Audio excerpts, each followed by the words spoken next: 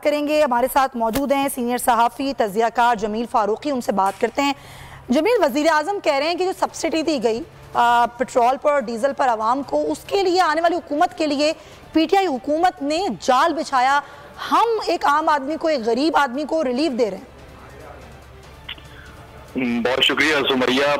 इससे बड़ी चार्जशीट एक साबिक वज़ीर आज़म के ऊपर नहीं हो सकती कि उन्होंने अवाम को रिलीफ देने के लिए, अवाम को उस तकलीफ से बचाने के लिए जो कि इंटरनेशनल इन्फ्लेशनरी प्राइसेस की वजह से हो सकती थी, महंगाई के दरमियान और इंटरनेशनल मुआहदों के दरमियान वो शख्स खड़ा हो गया था। मैं खान साहब की बात कर रहा हूँ और शहबाज शरीफ साहब उसको जस्टिफाई कर रहे हैं। और ये शायद दुनिया की पहली गवर्नमेंट होगी जो किसी शख्स के ऊपर ये इल्जाम लगाकर अपने लिए नैरेटिव बिल्ड करना चाहती है कि उसने की चीजें सस्ती की हैं। मतलब इनको शर्म आनी चाहिए ये बात करते हुए कि आप लोग तो कहते थे कि हमसे अच्छी गवर्न करने वाली टीम शायद है ही नहीं। आप कहते थे कि हमसे बेहतरीन इकोनॉमिक साइंटिस्ट मौजूद ही नहीं है। आप कहते थे कि हम वो लोग हैं जो कि आपकी GDP ग्रोथ को 7 तक ले जाएंगे। हालत ये है कि 15 दिन के अंदर आपने 84 रुपए पेट्रोल बढ़ा दिया। अब कुछ शर्म होती है, कोई हया होती है? इन लोगों में गैरत नाम की कोई चीज नहीं है। एक आम आदमी, एक गरीब के पास आप जाकर देखें तो सही, उससे पूछें उसके लिए इमरान खान अच्छा हो ना हो, उनके लिए शहबाज शरीफ बहुत बुरा है। अच्छा हो ना हो, उनके लिए ये रिजीम चेंज ऑपरेशन की सूरत में जो PDM का टोला है वो ज्यादा बुरा है। मुझे बताएं कि मौलाना फजल रहमान साहब क्या सनबाथ लेने गए रवांडा में या इथोपिया में? बिलावल भुट्टो सरदारी साहब क्या इस वक्त स्विट्जरलैंड में एंजॉय कर रहे हैं? वो कहाँ है भाई? महंगाई मुकाम आप लोग निकले थे ना। और अब आपके मुल्क का वज़ीर आज़म जस्टिफाई कर रहा है इस एक्ट को जो मुफ्ती इस्माइल साहब ने इस बजट के दौरान टैक्सेस की भरमार, लेवीज की भरमार, petroleum prices increase, pre budget increase. और अभी आप इस रकम को देखिएगा, ये 270 तक जाएगा पेट्रोल। और आप इससे बड़ा अलमिया कोई नहीं हो सकता। आप अपनी गाड़ी लेकर जाइए पेट्रोल पंप के ऊपर, वहां फ्यूल टैंक भरवाने के लिए खड़े होइए, आपको रास्ते में 10 बाइक्स वाले मिलेंगे।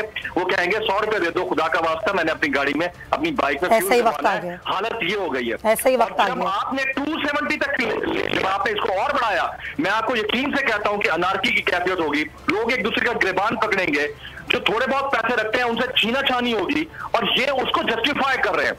मैं कहता हूं कि अगर इनसे कुर्सी है तुम्हारी, ये जनाजा तो नहीं है, कुछ कर नहीं सकते तो उतर क्यों नहीं जाते?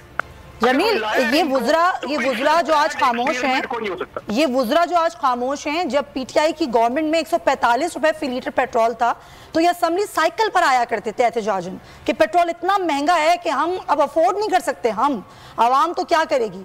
आज पेट्रोल की कीमत जितनी है, अब ये सब खामोश हैं और बयानात अपोजिशन वाले हैं। जब अपोजिशन में थे तब भी इमरान खान को बुरा भला कहते थे, आज हुकूमत में होके भी इमरान खान को बुरा भला ही कह रहे हैं। देखें सुमैया, वुज़रा की बात नहीं है सिर्फ, आप मीडिया की बात भी देख लेना। वो एक साहब हमारे मीडिया के जिनकी चिड़िया रुकती नहीं है, वो 2000 रुपए के ऊपर मौज करने लगन की नहर के अंदर मियां नवाज शरीफ साहब के साथ कश्ती में बड़े, उनको भी 2000 रुपए मिले। उन्हें पता नहीं है कि कश्ती जिस पानी पे चल रही है वो पानी भी न्यूट्रल हो सकता है। अच्छा। तो इस दुनिया में कुछ भी हो सकता है। वो सारे वुज़रा वो चुप है, वो सारे लोटे। मैं नाम ले लेता हूँ, नूर वली खान साहब, नूर साहब जो फरमाते थे कि बड़ा मसला है खान साहब के दौरे हुकूमत है, महंगाई है, वो चुप बैठे हैं। राजा रियाज साहब जिन्होंने अपनी पार्टी बदल डाली दूर लीग का टिकट लेने के लिए, फरमाते थे महंगाई है इसलिए हम खान साहब को छोड़ रहे हैं, हमें कोई ऑफर नहीं हुई है। सारे चुप बैठे हैं। 70% आपका मीडिया इस वक्त सत्तू पी के सो रहा है। उसने वो तमाम मीडिया जो टमाटर के रेट के ऊपर सारा दिन घुंघरू तोड़ नाच करता था, खामोश बैठा हुआ है। आप देख लें, सिवाय 2-3 मीडिया हाउसेस के, सारे खामोश बैठे हैं। वफाकी वुज़रा जो एलाइज हैं, मैं MKM की बात कर लेता हूं, BAP की बात कर लेता हूं, बाकी जमातें क्यों? क्योंकि they are well political managers. मैं आपको बताऊं, खान साहब इस वक्त जो अपनी करियर की सबसे बड़ी गलती कर रहे हैं, he should come on the streets and lead the protest. मैं आपको बता रहा हूँ, वो वर्चुअल प्रोटेस्ट का दौर नहीं रहा।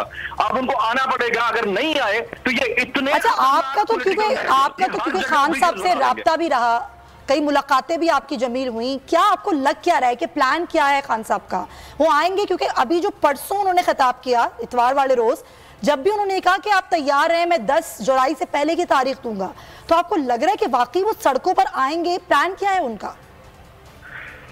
देखिए, उनको सिक्योरिटी कंसर्न है, लोगों की लाइफ के खदशात भी हैं, और ये रजीम जिसमें लोग बैठे हैं, राना सनाउल्लाह साहब वफाकी वजीर कानून है, वजीर दाखिला है, तो वजीर दाखिला है वफाक के। अब मैं आपको यहाँ एक चीज अपडेट दे देता हूँ तमाम दोस्तों के लिए। कल मेरी फिर खान साहब से मुलाकात है दोपहर 2 बजे। ठीक है। कुछ एंकर्स के साथ कल हमारी फिर मीटिंग है। सही है। और आई होप कि इस वक्त this is the high time for Imran Khan to come forward, move on streets, mobilise the mob. और अगर इमरान खान की कॉल के अलावा वैसे भी ये पब्लिक चुप करके घरों में बैठी हुई है, तो मैं कहता हूं इससे यानी इनको मौजे तुंग आकर नहीं उठाएगा घरों से, जिनको पेट्रोल 234 का मिल रहा है, जिनको प्याज अब जो है ना वो 200 प्लस हो गया, सब कुछ प्लस साइज में, सब कुछ petrol 200 plus, dollar 200 plus, diesel 200 plus, अब घी बाकी चीजें उनके ऊपर परसेंटेज देखे 40% से ऊपर चला गया सब। अगर इन्होंने खुद नहीं उठना तो मैं किसी को एजुकेट नहीं कर रहा, लेकिन सिचुएशन ऐसी बन गई है। मैं बंदा हाई सैलरीड बंदा, अच्छी तनख्वाह लेने वाला, एक आम आदमी, बिल्कुल आप सही कह रहे हैं, एक सैलरीड जो पर्सन है उसके लिए जिंदगी गुजारना जमील बहुत मुश्किल हो गया है। बहुत शुक्रिया आपका जमील फारूकी, अपना तजिया पेश कर रहे थे। बुलेटिन में खबरों का सिलसिला जारी है। अभी वक्त तो एक ब्रेक का। ब्रेक के बाद देख सकेंगे आप बादलों का